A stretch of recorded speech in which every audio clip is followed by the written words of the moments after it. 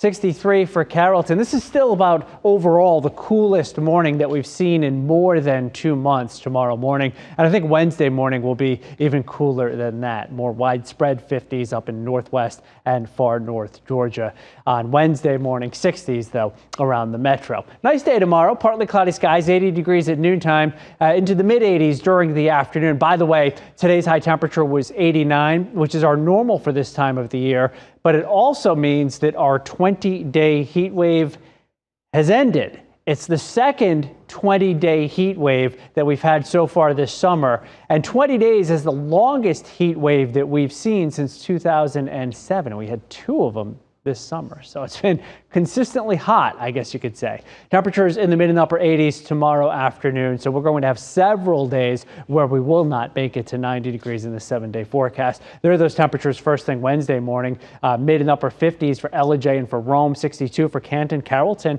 That area, West Georgia, may sneak down into the upper 50s briefly, about 67 Atlanta, 65 or so for Covington. Our low temperatures staying in the 60s as we go through the work week and into the weekend. That means humidity stays pretty comfortable.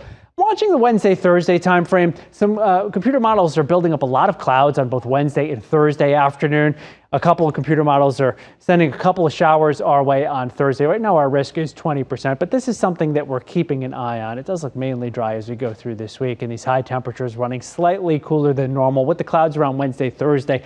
87 might even be a little bit optimistic, so we'll have to see what some of that newer information suggests, but it could be closer to 85 on those days. But as we look ahead to next week and the end of August, start of September, going into the Labor Day weekend, looks like the heat is going to return. So we'll be back above 90 degrees before too long. There it goes out of the picture. Ernesto, still Category 1 hurricane. That is going to move into the North Atlantic, become extratropical. No storms are expected to develop in the Atlantic Basin in the next 7 days. Somewhat unusual for this time of the year for it to be so quiet, but we'll take it while we have it. It is still expected to get very active as we go into September. Check out the 7-day forecast. Let's look ahead to the weekend. By the way, Savannah, I get a full weekend this weekend, so I'll have both days off.